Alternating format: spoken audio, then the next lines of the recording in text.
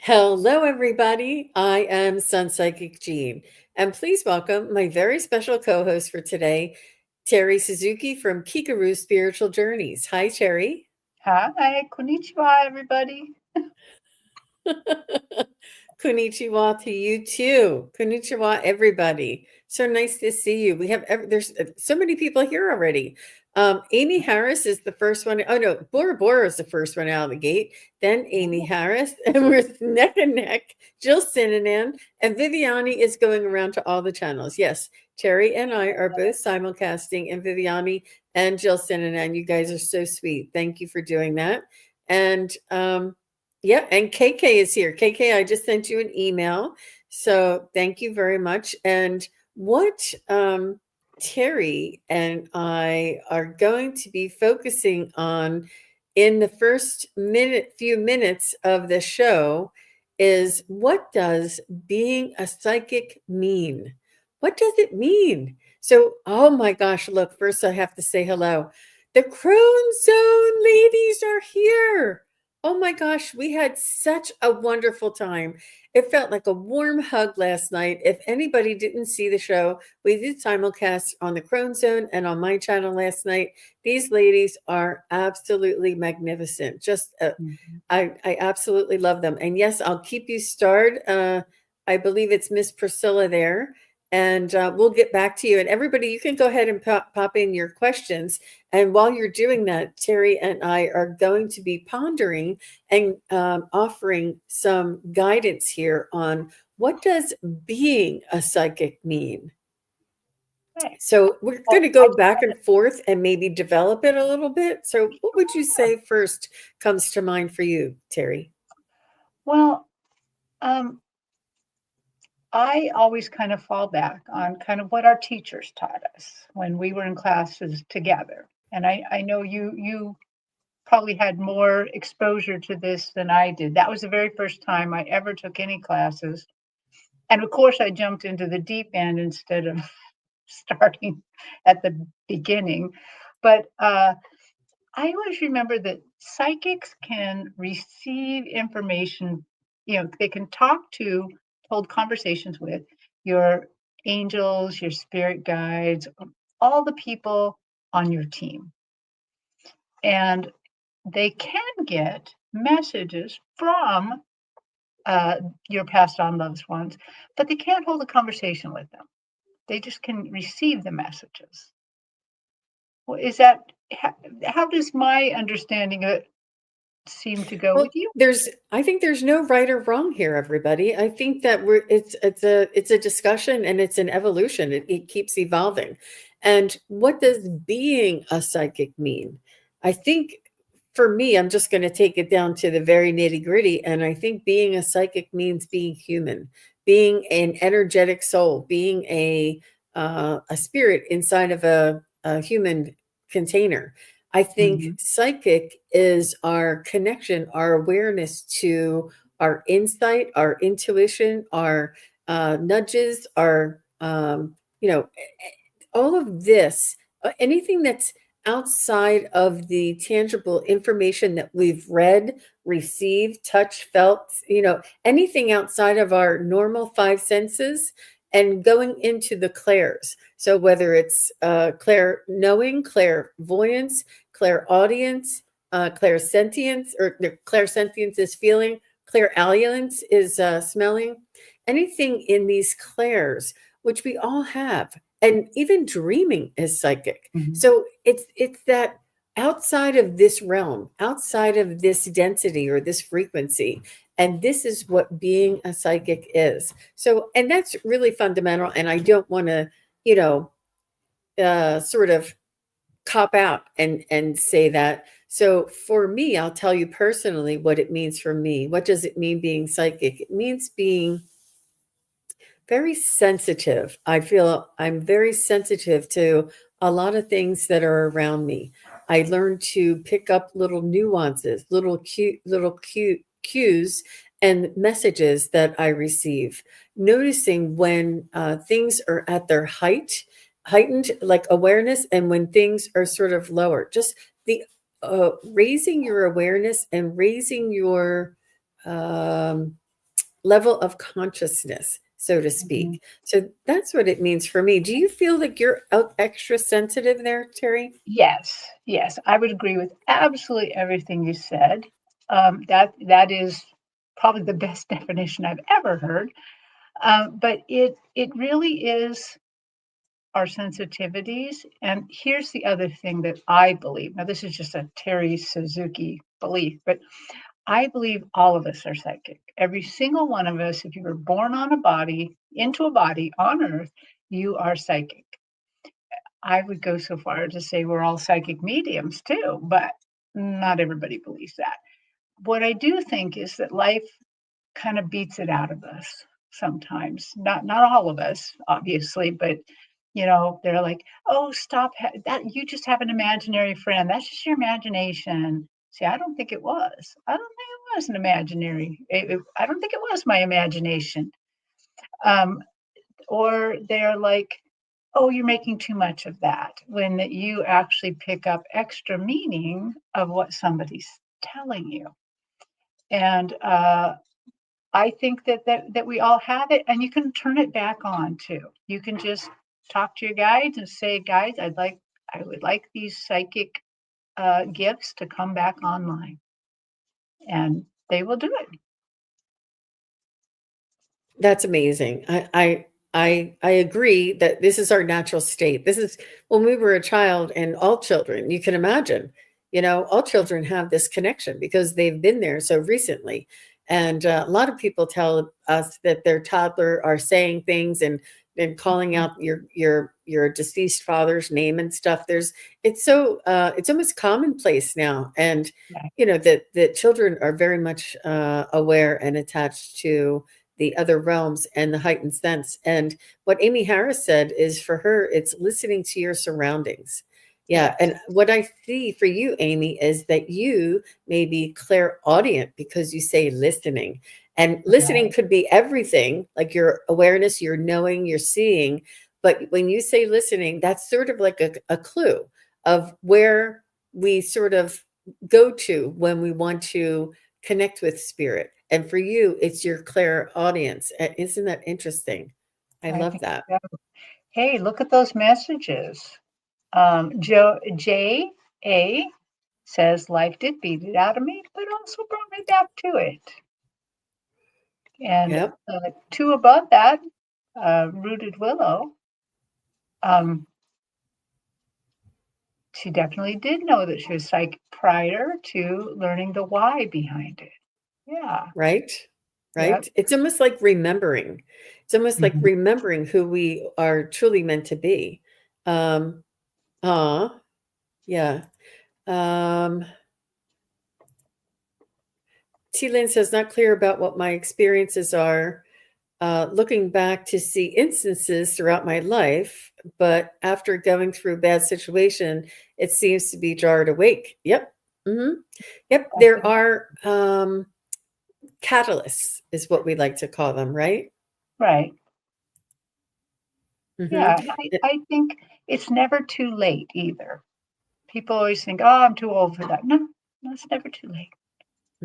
I know somebody who used to do this early on, like back in her 20s, and she gave it up for about 20 years. And then, recently, or right around the COVID time, I guess, she picked it back up again and just picked up right where she left off. And things have changed, and the Mhm. acceptance has changed, the awareness, the involvement. It used to be like hush hush and behind the curtain and stuff. Yeah. So Samantha says, I believe our plan is already set because we planned it. We are here to explore, and um, why we had to make choices, which is why a medium can guide us. Interesting. Interesting. I Well, think that nurture and nature, I think it's, that age old question, is it nurture or nature, right? mhm. Yeah. I think for me, I never lost it as a kid because I saw angels by my bedside. So that kind of kept me involved. you know, although I didn't talk about it. And then as time went on, I do think, I mean, I was just thinking about this the other day. I think my mother, while she did not believe in anything like this, I think that she probably was a little sensitive herself. And in little rare instances throughout my life, she would do things, usually teaching me things. And I think that had she been able to step back and take a look at what she was teaching me, she wouldn't have done that because she didn't believe in that. But she was Catholic through and through and not going to believe anything else. And yet, I do know that some of the things I know as a psychic were from her. Like I know how to change time and how to work with the energy of time. She taught me that.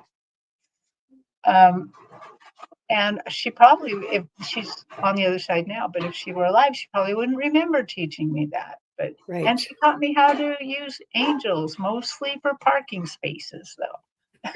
So, Yep, that was a thing. That was a thing in the last generation for sure. So Tamer says, I had a great Claire's experience in my early childhood.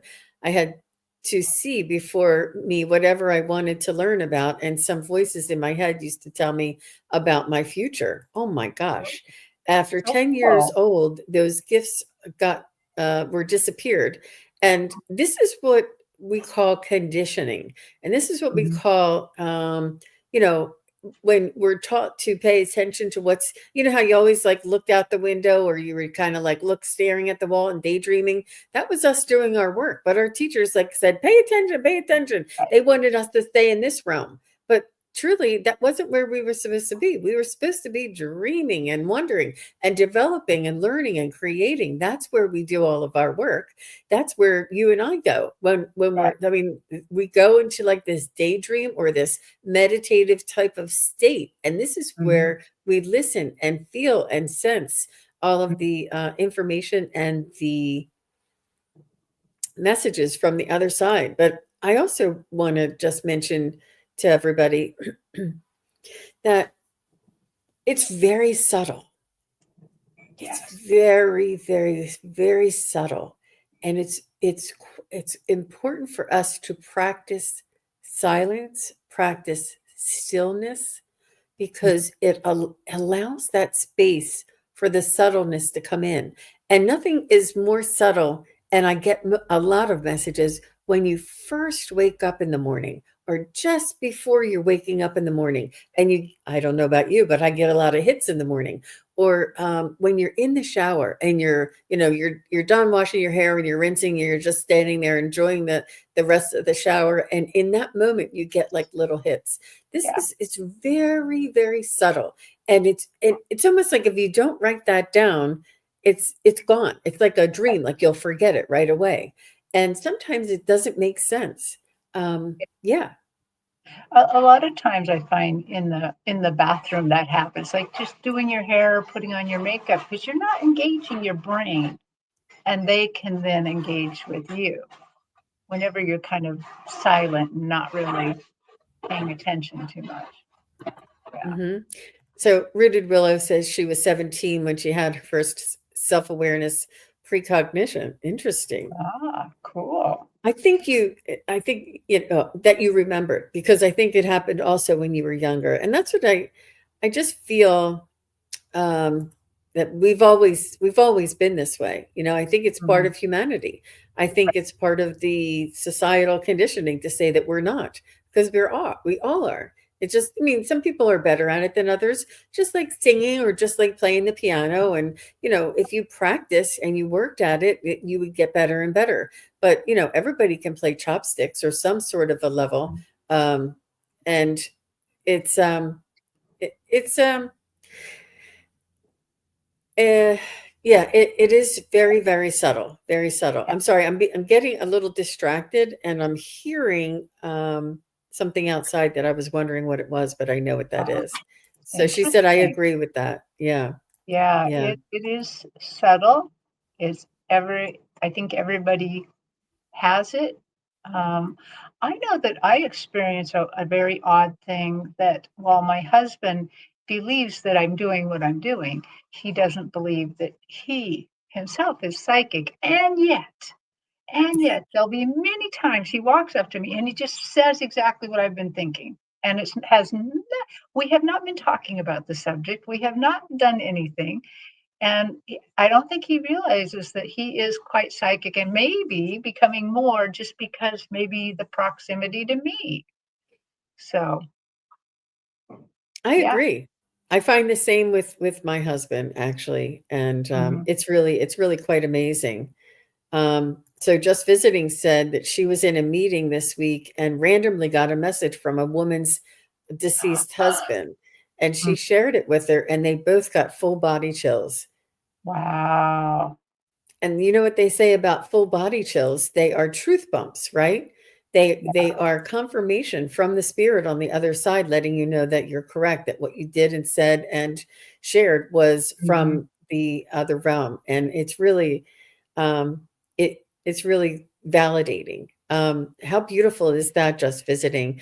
And you know, it's becoming more and more the density and the 3D and moving the frequency and vibration to the next density is occurring. So these happenings are becoming more available to all of us. Mhm.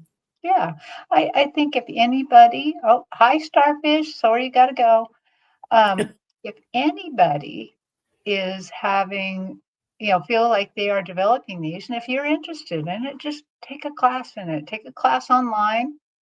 Um, it it really is interesting to do, and it doesn't mean you have to be a practicing psychic or practicing psychic medium, but it's um, it's still interesting because think about it, you get more information.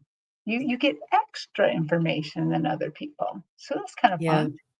yeah, and I'm sure that a lot of us had used it, in our jobs or during a dental appointment or a medical appointment, and we trust our gut. I mean, that's what a Mhm. lot of times it feels like, because a lot of these messages come through our own physical body, and our physical body is used as an antenna. And if you think of it that way, when you get the chills, that's confirmation of the truth, right? Yeah. And when you get a gut instinct, you really do feel it in your gut. Or when you hear something, it's not really outside of your ear, but you kind of hear it sort of near your ear. Hmm. All different, and it's all in nuance. There's no right or wrong. And the way Terry does it is just a little bit different than the way I do it. And the way I do it is just a little bit differently than the next person. What it is we all have this individual, unique quality that we all can do something a little bit different. Some people are Hmm. better at connecting to animals. Some people are better connecting to angels. Some people are better connecting to specific loved ones. Some people are better finding lost, you know, people who are lost, or lost items, or lost things. Some people are better, at diagnosing medical things. Yeah. There's so many different ways that we can be aware and in tune. But it is a natural state. It is a beautiful thing. I feel it's an ability. I don't like to say it's a gift, because that makes it sound like that it's only certain people, and certain people choose to engage with it. But I think we Mhm. all have this ability. Yeah. Yes. Yes. Well, I just noticed Rosemary Petchko said she hears little voices in her ear. So Oh, she's definitely wow. clairaudient. There you go. We know that for sure. I love that, Rosemary. Oh my gosh, that's amazing. Yeah. Wow. Wow. And Okay. the other Mhm. thing I was just going to say real quick, because we should get on to some readings here too, is that, there's five senses in our day-to-day world, and there's eight senses in our woo-woo world. And usually you can do all eight, but you usually will have one or two that are really at the forefront, just like we are here on earth. I don't necessarily hear so good, but I got a good sense of taste, or something. But Eh, yeah, the clairs, right? Yeah. right. So Hmm. with the clairs, you're always going to find a couple that are like mine is clairvoyance and then claircognizant. But I can do all eight. And so that's why it's nice to take a class. Even the very first class could be a clairs class to just find out what your dependable clairs are. Yeah, And it changes, doesn't it? it does. Sometimes It it can does. change. Yeah, for Sometimes. me, when I'm reading as a psychic medium, it's clairvoyance and claircognizance second. And when I'm reading the Akashic records, they flip. And I'm claircognizant first and clairvoyant second. And it feels like I just switched from right-handedness to left-handedness, and I had to get used to it. Yeah, it's really, Yeah. really different. Yeah, we're gonna write a book. I say we should write a book, but I changed it to we're gonna write a book because Okay, good. and All we right. all should. We all need to. And they do. I have had on more than one occasion, your spirit guides or the person's spirit guides that I'm doing readings suggest that you write it down in a journal or that you record this in some way because this Mhm. transition that all of humanity is going through, they're going to want to know individual accounts of what it was like, how they coped, what they did, and what made them change, what made them evolve, what made them want to move into that next density. And they're going to look back to history so that they can teach other civilizations. It's very important to record this transition, this evolution in your spiritual journey. All right, Yes, yes. Kigaru spiritual Every journeys. single little spiritual journey actually counts a lot because we're not all going to do it the same way, and other people can learn from you. Yeah. Exactly. Exactly. It's very important. So if you're so inclined. Okay, so first I have Priscilla, Amy, Amy Harris, then Tamer, then Shannon Lee. So if y'all are here, just say hello. Okay. And we'll go with Priscilla first. By the way, I also think I did jump into your show with Priscilla last night. I did come in for a moment and listened, and I swear to God, Priscilla and Heather are aging backwards. I know. Geez, they looked young. I know. Okay, Amy Tamer, I see you guys.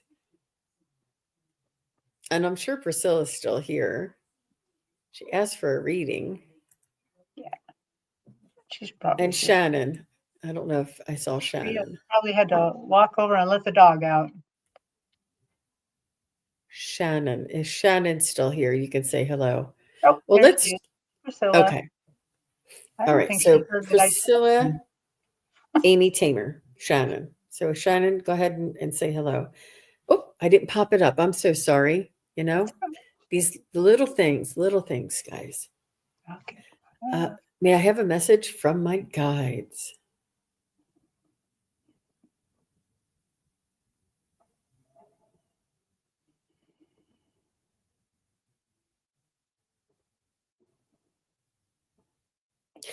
I feel like they're saying something like, your work has not completed yet. Um, there's more to your evolution, more to your expansion, and more to your involvement. I feel like you're going to be working with a something local in your community, and I think you might be getting back into healing.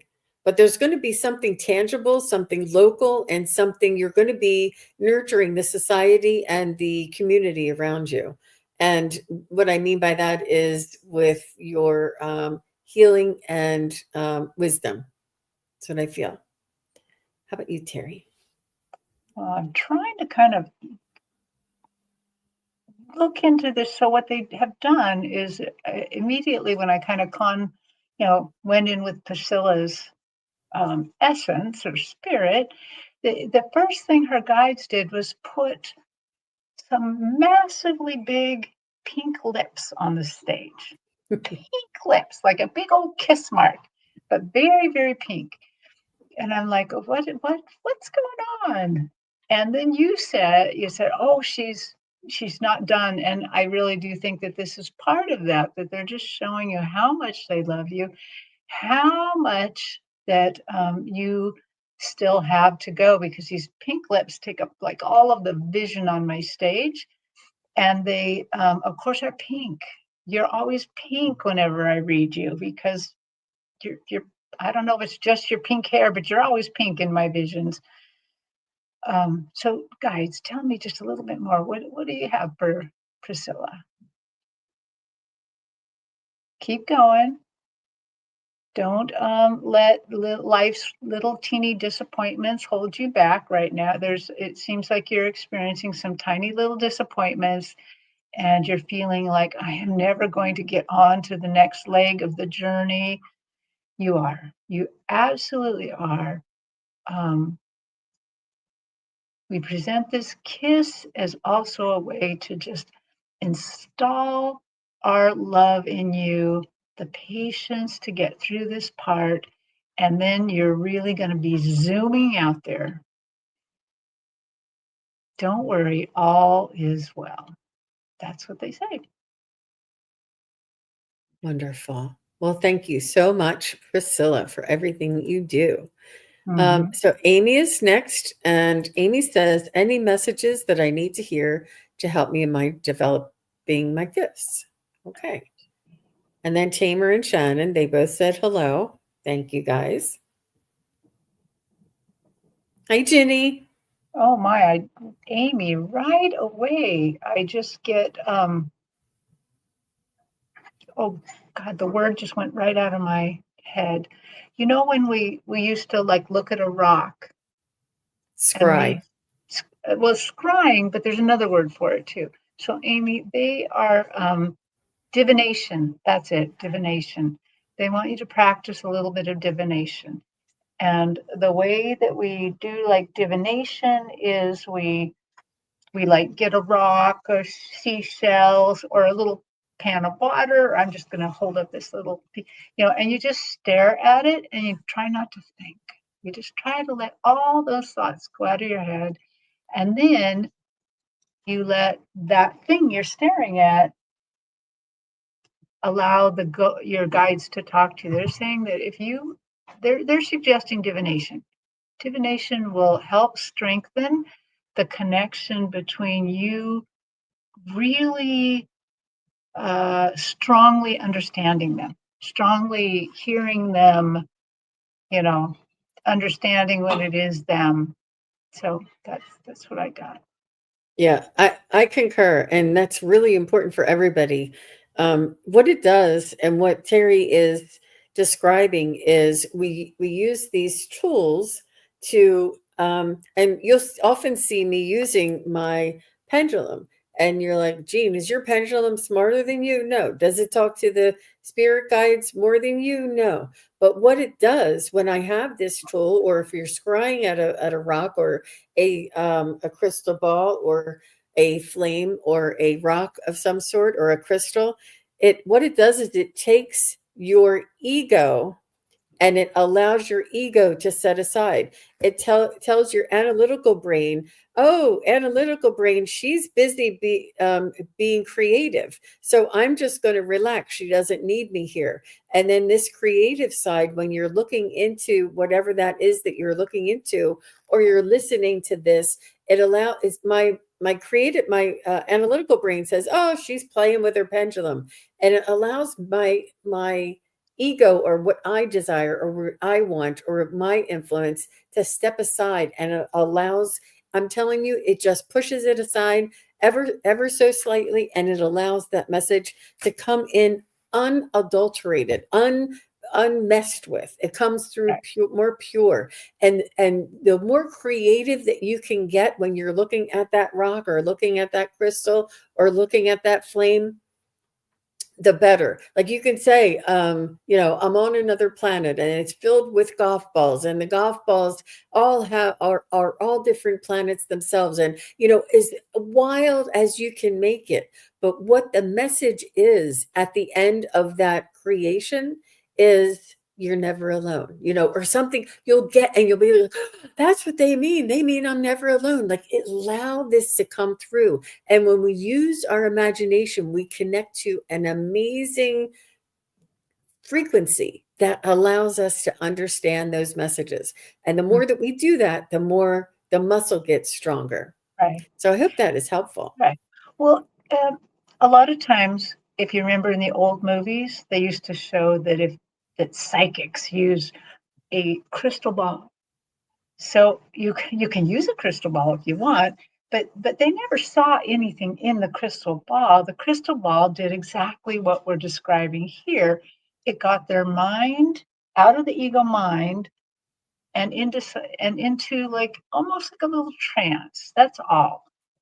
And then they were able to receive the messages. It's the same thing, only a lot more showier with the crystal ball. And of course, the movies grabbed that and did all sorts of things. Did you see some of the comments that were coming in? They're pretty cool. Like Sharon. She says, I know things before they happen. I lost my husband years ago, tragically, and he came to me in a dream while I was away. I knew that he had passed. I raced home and he passed. Since then I feel things. Yeah, yeah.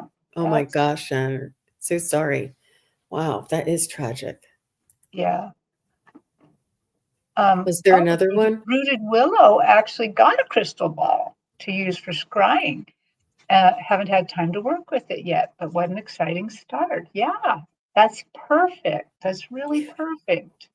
I think I put mine away. We did have a crystal ball reading show with Daphne and Stacy. It was so much fun. And it's just one way of doing things. And it's a little safer than staring into a flame. But you can stare into a flame. Just be real careful about that. Because you don't want to, get too far out of your awareness there. You want to be mindful. That's cool. That's cool. Okay, so thank you very much, Amy. It was an inspiring question, and will keep us posted on your progress there. So Tamer is next, and then Shannon. After Shannon, I have Rooted Willow.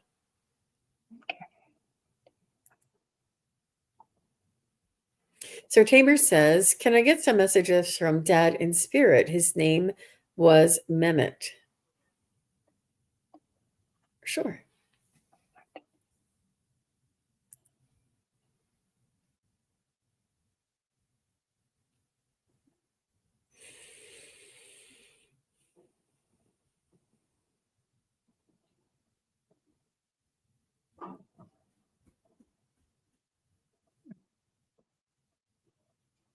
I think I've read for Tamer before, and read his dad, Mehmet. And if I remember right,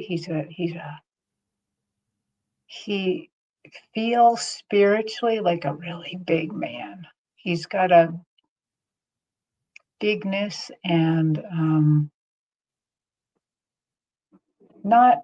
I don't think he physically was big, but what I mean is he just has this awesomeness about him that just makes me always feel that he's a big person. Okay, so Mehmet, what do you have to say for Tamer?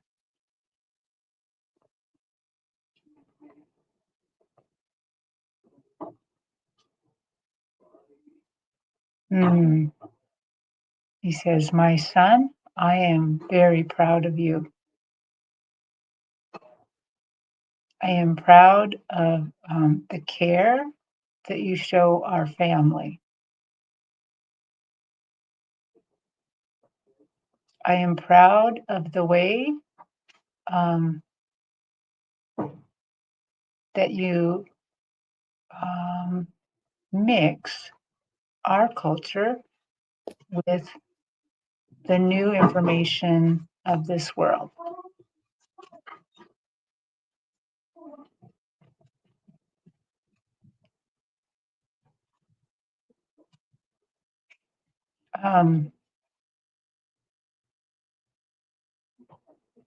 He says something like you light a fire in my heart or something like that, that you light a fire in his heart because that you carry on the essence of the family.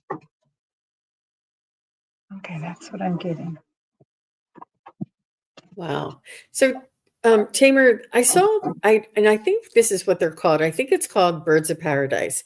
It's that big flower. It's a big, tall flower, and it has like a piece of the flower that jets out this way, and then a piece of the flower that jets out that way. And I'm pretty sure that's what it is. And it's sort of like in an orange color that I see. Either that or he loved big tropical flowers, and I see big leaves. He loved nature, and he's showing me this very organic and beautiful and you tropical. We call it tropical. Maybe it's just a native plant for you, but I feel like he wants to encourage you to find the beauty in life, to find the miracles in nature, and to focus on that. Try not to focus so much on criticizing or examining or judgment, or like I feel like there's a lot of like in that cerebral kind of a mindset, and he wants you to sort of set that aside. That's your troubles, your worries, your responsibilities are always going to be there. He wants you to let all that go and just explore and find how many miracles you can find along your way. um, he also is reminding me of when you were little, and he's saying that you were quite the active one, and you were always hard to pin down. You were always running away or getting into things, and always had to chase you. You were not very clingy or very, you were always like fun and loving and laughter. He said he loved your laughter. He wants you to get back and feel this child inside of you, and to have that wonder and have that exploring, and try and let go of some of these worries of the world, or the worries of your life, or your circumstances, or your expectations, and set them aside and really enjoy life. He's saying don't waste it all away wondering when things are going to change for you. He says just live anyway in between. And this is what he wants you to talk about, or to listen to, think about. So that's what I got for you, Tamer. Mhm.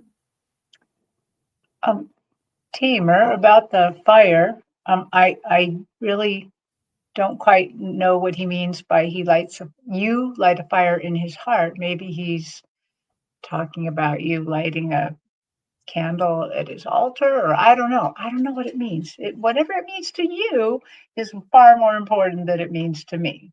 So, Mhm. All right, very good. You're welcome, Tamer. All the best to you. So Shannon Lee is next, and after Shannon is Rooted Willow, and then J.A.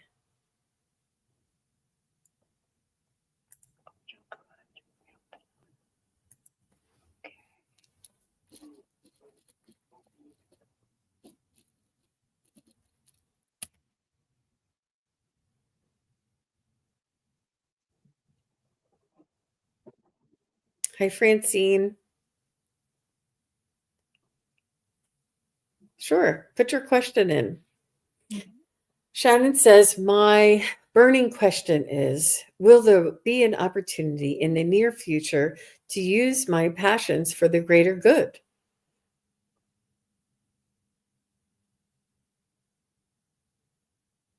hmm. Well, the immediate answer I got is yes, indeed. And they showed me a picture of what kind of looks like you, that looks like it's carved into stone, like an angel going to battle, or a you know a warrior going into battle. So they're saying yes, and this statue looks very passionate, very going, and they're saying yes, there will, and but they're also saying there is some tempering of those passions needed. So I don't know if you know what tempering is, but it's where that you're heating up and cooling down something to make it stronger and stronger. Like they do that to metal, they do that to chocolate, they do that, where they temper it. And they're saying there's just a little bit more tempering that needs to go on before you completely let it loose. So that's what I got. Yeah. So very nice, Terry. Thank you. Um, Shannon, what I was feeling for you is that it's always this is our soul's journey is to follow our bliss, is to follow our passion. And through following our passion, this is where our life's purpose will be revealed.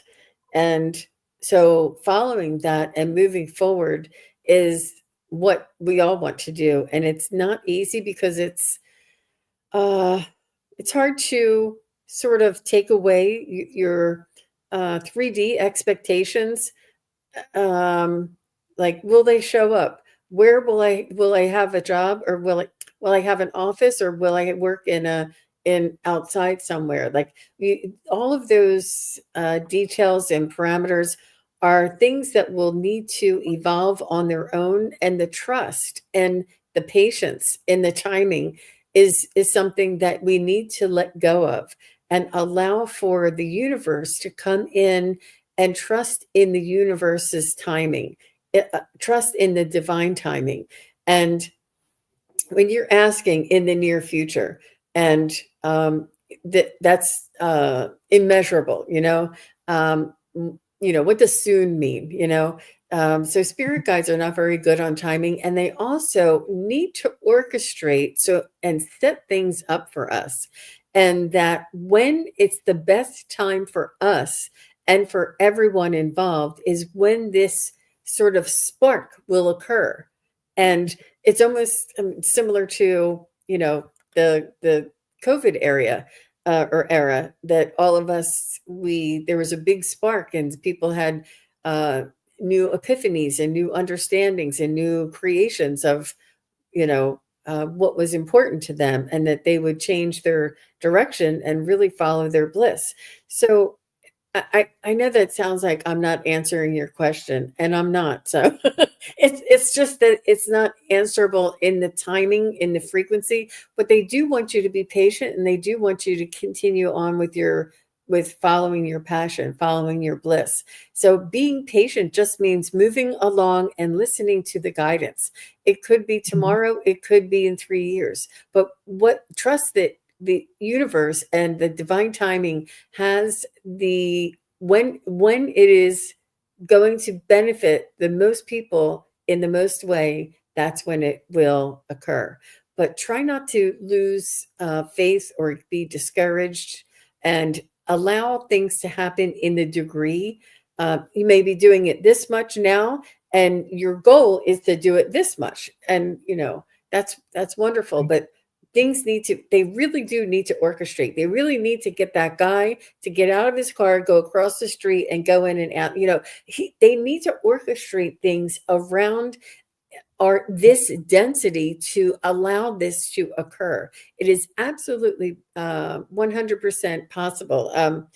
The signs and synchronicities and the miracles that happen along our path is part of the journey as well. It's part of the learning. It's part of the evolution, and it's part of, like, if you wanted to get to the top of the mountain, and being on the top of a mountain is your bliss, and you think by being on the top of a mountain you'll be able to help everybody because you'll be able to see everything. But it's not the top of the mountain that is in your highest purpose. It is the journey and the wisdom and the lives that you touch along the way that will make the top of the mountain so much sweeter.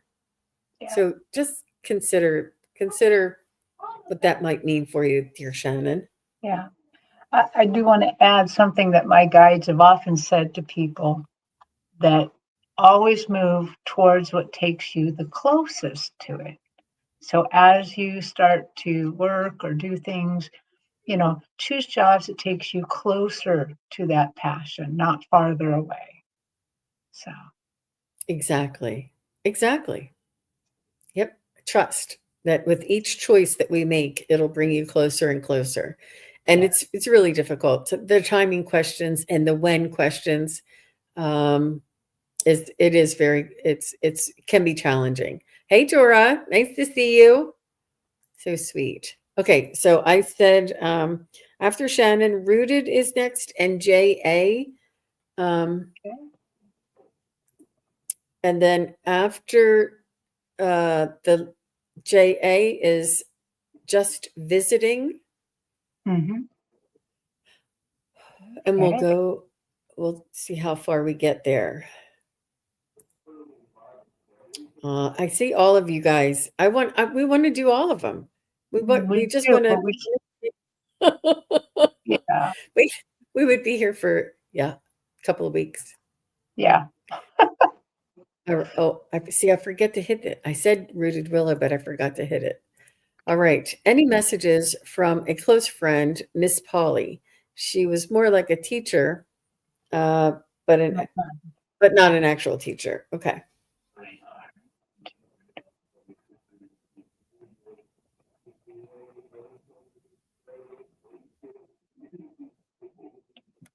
So I think you already know this, Rooted Willow, that she said that you have ties to a past life, and that she was once your mom. You were family.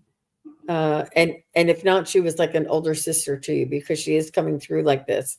But this is why she took to you and was that sort of wise uh, confidant, I want to say, because you were family in a past life, and it's important to understand that our soul family is filled with, you know, hundreds and thousands of souls that we incarnate with over and over again, and it could be just somebody that you work with for a few months that you feel connected to, and that's a soul family member. So it doesn't have to be a long and involved connection or relationship, but oftentimes it is. And when it is that really endearing sort of connection in this world, it means that you had a stronger connection or a family like or a nuclear family type of connection in a past life. So let me see what she has to say. Terry, if you have something, you can jump in. Okay, she took me to a past life with her and you together. And she took me, I would say about 1700s England. You guys lived out in the countryside. You were both women in this life, but you formed an alliance with each other to provide for the people in your vicinity. Um, you guys were like a social service agency practically. You guys knew when somebody didn't have food or needed food, or somebody's husband got hurt out in the field and then you guys would need a little bit more support. In a lot of ways, I'm seeing that there was some psychic ability in this. There was healing. I mean, one of you knew more. I feel like Miss Polly knew more about healing using herbs and things like that. And what you guys did together was slightly dangerous because you could have been looked at as busybodies or um, not witches per se, but you still could have been on the receiving end of a lot of negativity. But you didn't. You both were quite above board, and I see her wearing this dress that's high collared and it's like little not ruffles but like pleats at the collar, and she has this little hat on and there's pleats on the hat and just very very proper, and she takes a look at you and gives you a little wink. So you definitely had other lives with her. So I will let Jean go if she got something, and I'll see if that she has a message other than that. Mm-hmm. So what she was showing me, that she was sort of not too flashy, um, a little more down to earth, and I feel like she had some tragedy in her early life and developed this great sense of compassion and understanding and sensitivity. And you could see, like not the scars, but like the wrinkles on her face to show that she had lived through, challenging times. And you could feel in her heart that she carried some wisdom that was difficult for her to gain in her life, but she was the example of resilience. She was the example of perseverance. She was the example of feel the fear and do it anyway. And she's just showing me that she's saying, I didn't teach her. I just was who I was and helped others to be who they are along the way. She said that, I'm no great individual. Like she did not have this idea about herself, but she did understand that what she went through was important and necessary for her to share with others in order for others to learn from her experience. So that's what I got. Mm. That is so perfect. It's just so perfect. I don't want to even hardly add to that. The only thing she kind of said beyond that is it's because of you. You could hear that. That's how come the relationship happened. She was able to teach you because you could receive. It's something in you that drew them together. Yeah. Wow. I concur. Wow. So you gave her the gift of Mm, being the one that she could hand down the wisdom to. yeah. How lovely is that? Thank you very much, Rooted Willow. We appreciate you being here. Next is JA, and then Just Visiting, and then I have Dear Land Ab. Just Visiting, and then Dear Land Ab. You guys are both next. Just say hi. Okay, I see you guys. JA says, I work as a social worker in a cancer research center, and it has been a struggle because I am the first. It is going to be better. Is it going to be better, or should I move on for my own best interests? Because I am the first. I wonder if it means she's like the first line defense. Like when someone comes in, she's the first social worker that gets called to Mm, a majority of the cases. And maybe it's a lot of burden on her, I think. mm. Jay, if you're in the chat, let us know if that I have said that correctly. Um, okay.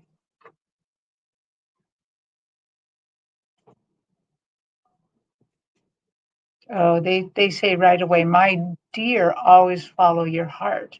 If you're not being treated well, if this is overcoming you, move on. It's all in your control. Or stay and change how things go. They're like, we want you to be happy. There is no wrong there's no wrong road here. You are extremely special.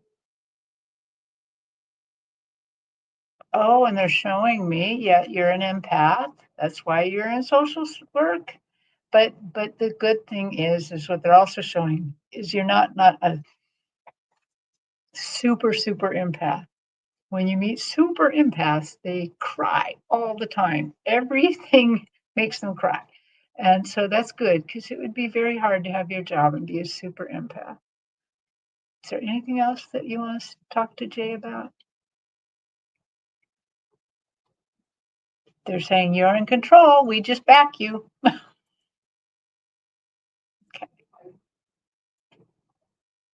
So Jay says that it was the first time that they had a social worker there. Oh, Yeah. so she And probably does get all the extra work, extra cases, extra questions. Yeah. mhm. um it and again, I feel like the whole show I felt like I'm not answering the question, because what I feel like I'm saying is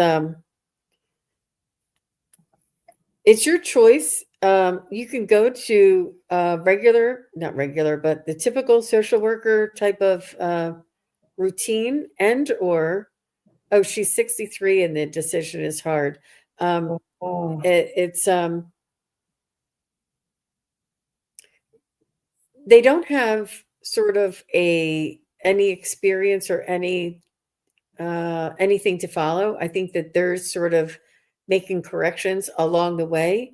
And it's hard for you because you don't have a clear direction or expectations. And what you say and know and feel, they're not picking up on, because they're like, man, that's not going to work here. And you're like, what? That works everywhere else. But it's not what they like. They're trying to make their own use out of the skill that you have. And it doesn't follow your original teachings or your original expectations. So it's not easy to conform to somebody else's expectations when you have a skill or a an experience. However, what's the alternative? Like, wouldn't you sort of want to be there and help them to develop a way that cancer research can involve social work in some way? mhm. Would that be something that you could entertain and sort of let go of the traditional your experience that you've done for so many years? You Oh, know, it and again, it's your choice, but it's not gonna be the expectation. It almost feels like you're resisting what they want to do, but they're trying to mold a new, sort of area that they can tap into and use as a resource. But you're working on, being that one way that you were when you needed to be a social worker in a different environment. But this, they need you in a different capacity. So your ability to change or to mold or to allow and to adapt might be beneficial for you. But again, it's up to you. If you want to do it the way you've always done it, then you might need to go into a traditional sense of the job.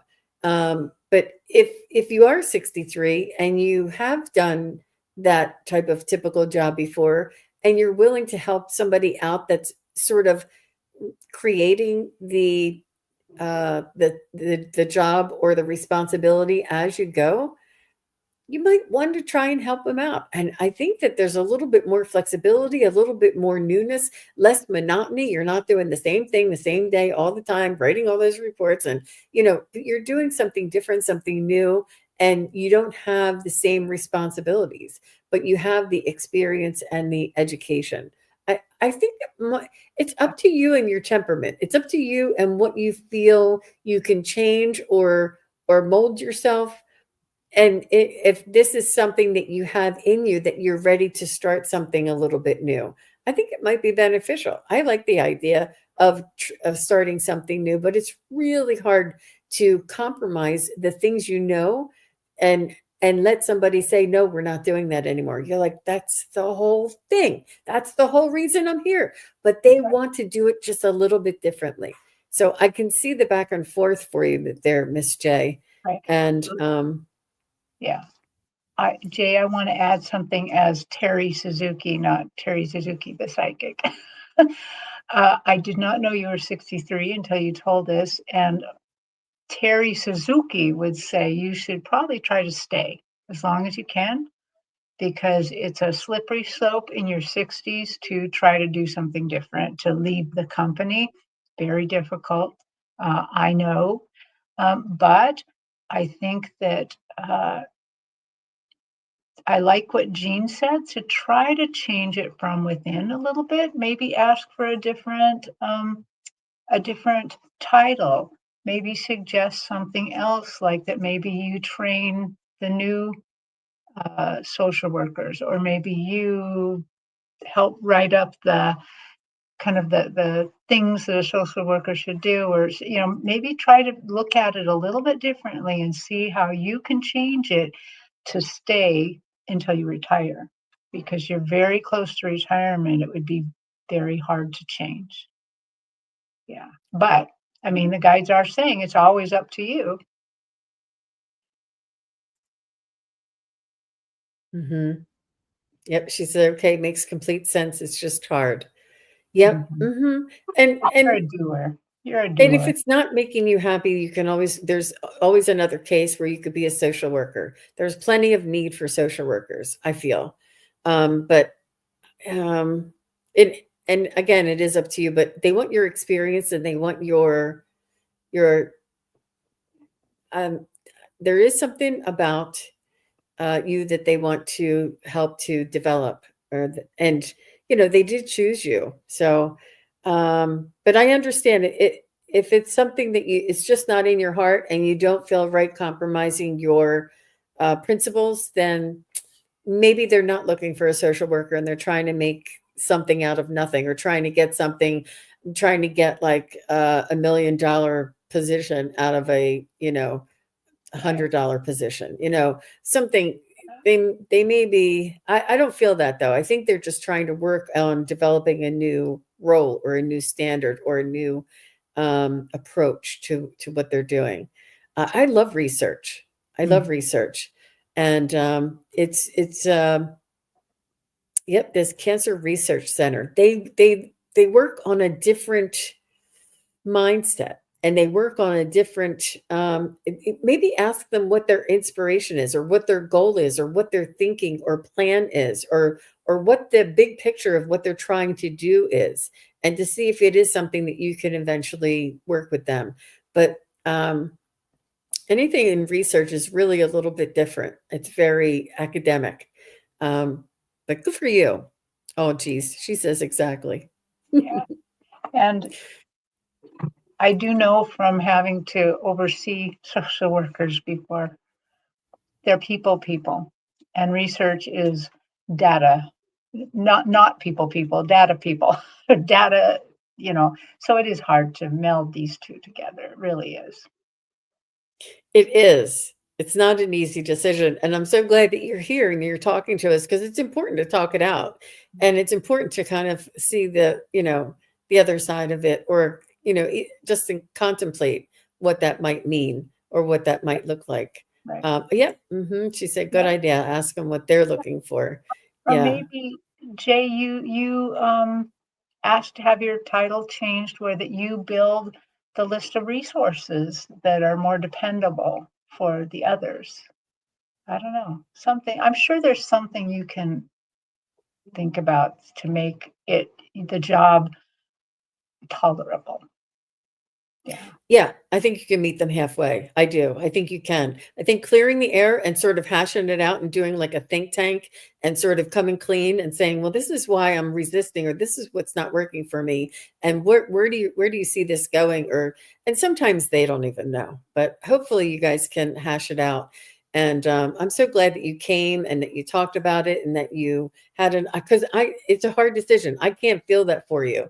I can't feel either way. You have to know. But I think you'll benefit either way. Whatever you decide, the ball is in your court, and they'll have to start over again and find somebody.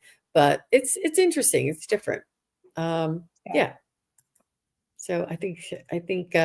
Thank you very much, Jay. That was really interesting to show and to talk about. So Terry, I know that you're on a time constraint. I have just visiting and then one more. Is that okay? Um, I have to go deliver somebody somewhere. So how about just one more? Okay, we'll do just visiting. Okay. Okay.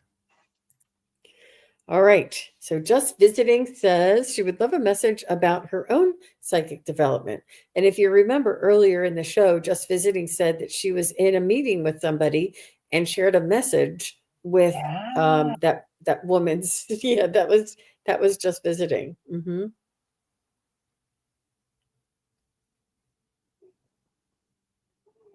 And the first thing I hear for you just visiting is the more time you devote to it, the more you will unravel or reveal. And it's really a revealing. It's almost like you've already done your work. You've already had the understanding and the awareness and the ability.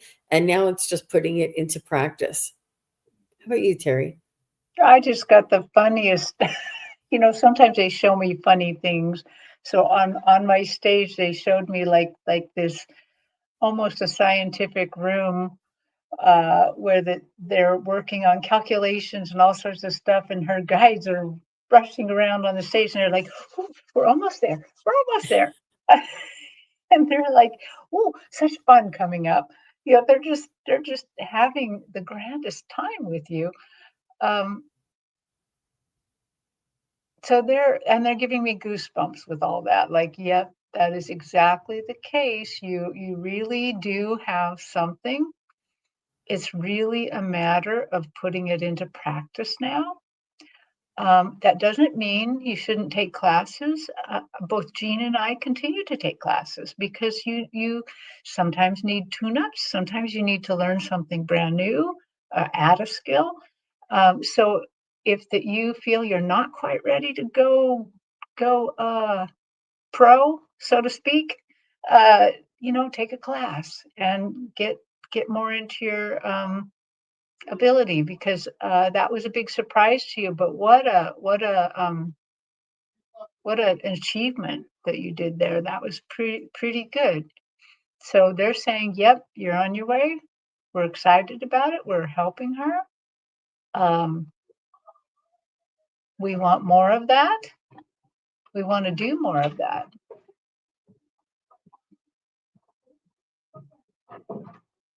Yeah. You got a good road ahead. When I look at your kind of future road, it's really doing quite, they're ready for that. They are ready to help you down that road. Mm-hmm. And you're going to help a lot of people. Mm-hmm. Yep, and you will succeed, and what you put into it is what you'll get back out of it. The Mm, time, the effort, and the practice that you put into it will be fruitful for you, Miss yeah. Just Visiting.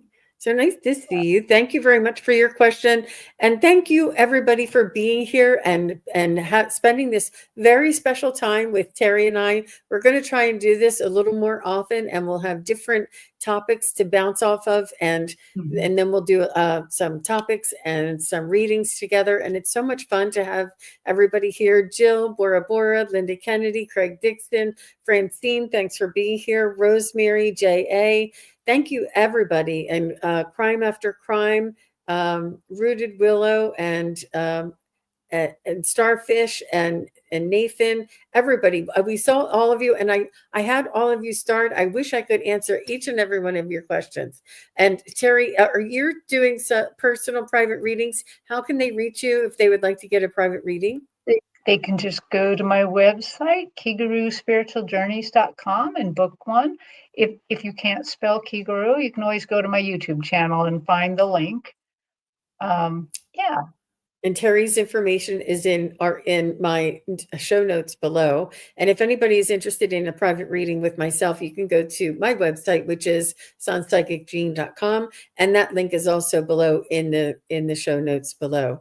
Thanks again, everybody. Have a wonderful, wonderful weekend, and thank you, Terri, for being here and for all of your expertise. It was so much fun reading together. I enjoy our time. Yep. Thank you for inviting me. It's always magical.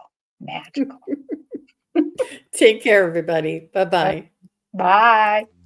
Thank you, everybody, for watching. Your support is greatly appreciated.